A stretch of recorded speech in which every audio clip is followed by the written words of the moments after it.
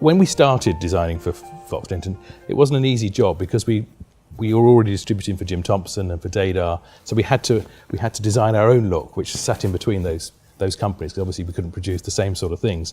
The other thing I think that was important was that the name of the company was Mary Fox Linton, who has a very distinct style in the interior design world, and that I think that's put us down a certain line of a look, didn't it? I think. Well, I think Mary had a very modern and an eclectic style, and also she was known for her planes and textures and her great sense of colour. So that was obviously something we wanted to progress really. And I remember I was concerned at that stage because I thought there are so many fabrics on the market. What the world doesn't need is another range of fabrics, but you were very strong about the fact that there was room for more things. Well, I just think if you believe in what you're doing and you're interested in creating beautiful quality, then I think there's always a place for that. So I wasn't really, I don't think it mattered what anybody else was doing. Yeah. And I know you were keen to use natural products then, weren't you? Yes, I mean, we try all the time as much as possible to use all natural fibres, so it's like wool or linen or silk or alpaca or mohair. I just think if you're starting with a natural fibre, you're just way ahead of the game, and it's rather than man-made. I think there's a perception that that pattern is almost more difficult to design than plain. I know you feel strongly about that as well. It was important for me. Design is about it's about the yarn, and it's about the quality, and it's about the construction, and it's about the colour. And I think that's the key thing. Like, that is design, and so therefore, pattern is fine. And I think pattern is something that it's good to add and to have some pattern. But I think because it's But to say that pattern is more difficult to design than plain, I would dispute that actually, because I think it's harder to create a beautiful quality plain, because a pattern in a way can cover a multitude of sins, and you can just throw out any rubbish quality and put a multicoloured paisley on it, for example, and it's kind of covering poor yarn and construction. I mean, not always, but. And what did you want the look to be? I know you had very strong ideas about what the look for Fox Linton should be. I think it was important that it was sophisticated and elegant and a classic, timeless look, really. Something that would, we wanted to produce fabrics that would still look great in 10 years' time, and it's not about going in and out of fashion, it's just creating something that is really worthwhile and great quality. And following on from Mary's design ethos of obviously producing in the contemporary field, you didn't feel you had to just do contemporary fabrics? No, because I think, part of creating something that's classic, I think it can sit in both a contemporary or a traditional setting, and, equally be used in both the residential or the contract market. And I know you thought it was really important to use UK mills wherever possible. Yes, I mean, especially with my history of actually working with a mill in Northern Ireland, I think that there are I think we've actually had a fantastic history of manufacturing in the UK, and I think it's really important to support those mills. And the problem is a lot of these mills are in rural areas, and it's key employment in those areas, and if you lose those skills, that you'll never get them back again, and I just think that's such a shame. So And perhaps, Kathleen, you could tell us, how do you go about selecting a mill? Because I know you work very closely with them. Well, I guess it would depend on, you'd have to think about what quality you were wanting to design, and different mills have different mills in different areas of the UK have a history of weaving different yarns. So, for example, Northern Ireland, well, I mean, unfortunately it's changed a bit now, but it would have been known for weaving linen, or if you wanted a lovely wool or a linen, Scotland or Yorkshire for wool, or the southeast for silk. So you'd find a mill that had all of that expertise of handling that particular yarn. And what about eco-friendly fabrics? That's something that...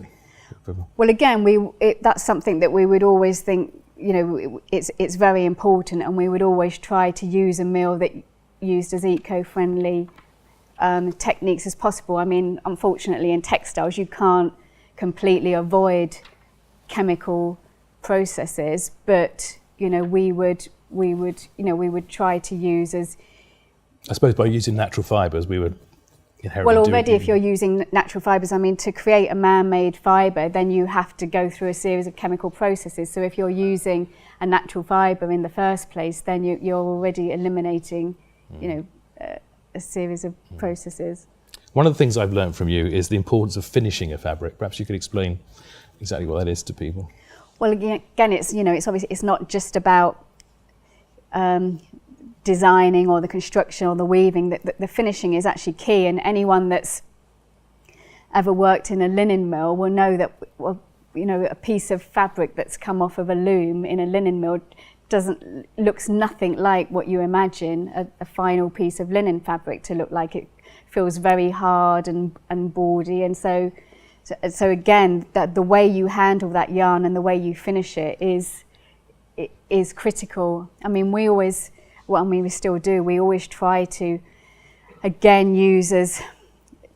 try to make it as eco-friendly as possible. So ideally, we just like to scour the cloth, which is, you know, a water process, to blow it, which is like an ironing process, really, and then ideally not to have to do anything else unless you know, absolutely have to. Sometimes, if it needed FR, then you may have to add an additional treatment. But the great thing about wool is a lot of the time it's inherently, you know, FR friendly. A lot of our customers, well, you obviously do a lot of work in residential, but you also do a lot of work in contract. How important is durability to you in your designing fabrics?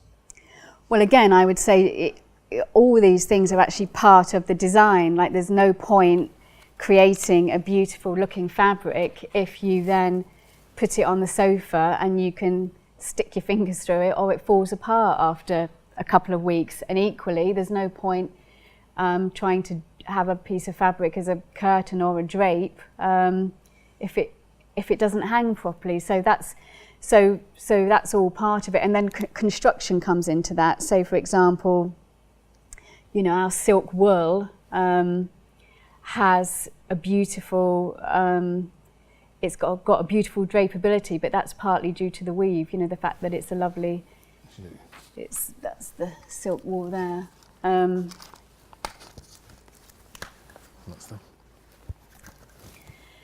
The weave, this particular weave is called a satin weave. So it's a 7-on-1 satin weave, which basically means that the warp yarn floats over 7 ends before it's tied down. So it's kind of it's a looser construction than something like a plain weave, which is a much tighter construction where the warp yarn is tied down every other end. So, you know, so you have to consider, you know, the weave that you want to use, you know, depending on whether you want a lovely drapeability or Sure. whether you want...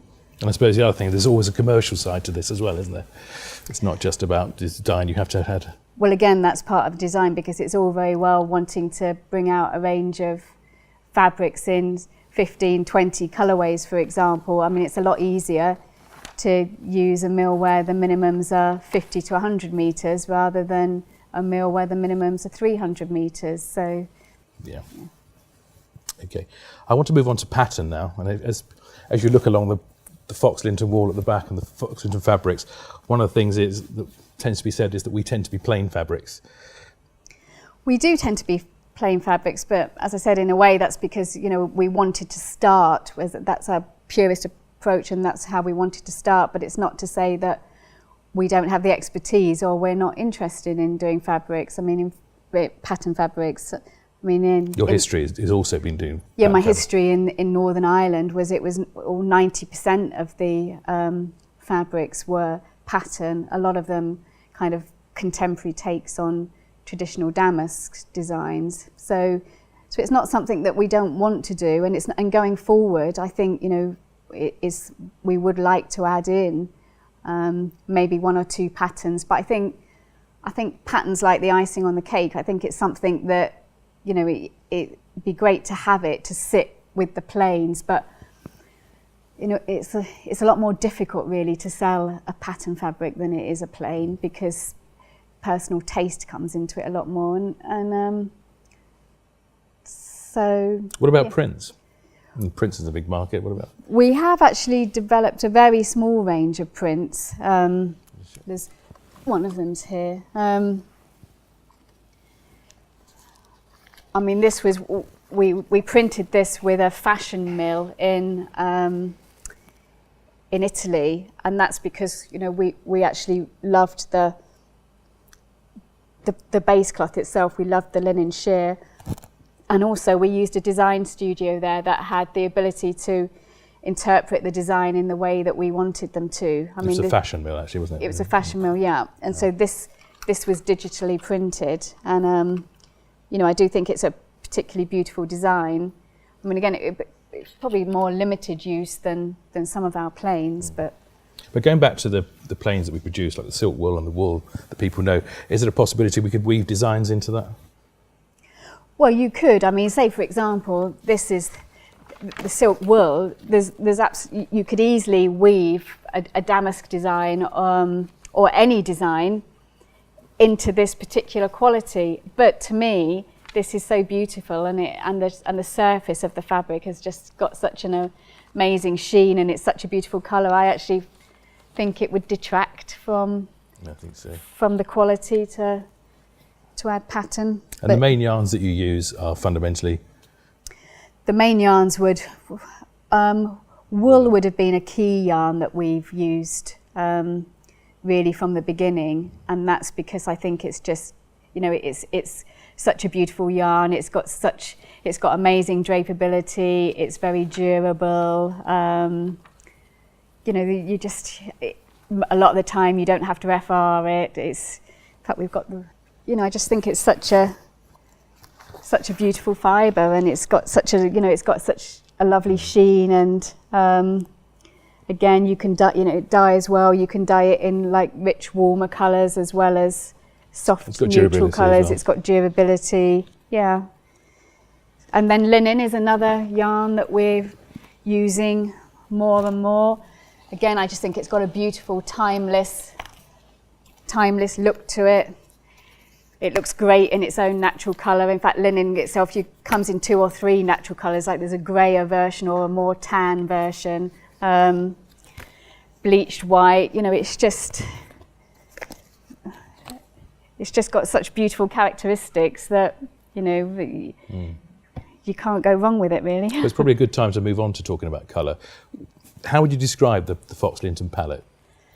Well, again, I say it's kind of a classic, sophisticated, elegant. We try to, you know, we try to actually think about the yarn and how colour is going to work with that particular yarn. So linen, for example, I think it looks so beautiful that why colour it in a pillar box red or a bright yellow or a bright green, when in a way, to me, you're then just detracting from the characteristics of the yarn itself. So this is why, you know, we've developed this in just a very soft, natural palette, you know, which I think sits with the characteristics of the yarn. And also weave construction and the yarns actually affect the colours as well, don't they? It's all about colour and lustre. And so, for example, silk fibre has a beautiful lustre to it. So again, you would think of colours like these lovely, soft but elegant colours. To me, work very well in this particular fibre because of its lustre. Something like the wool Melton.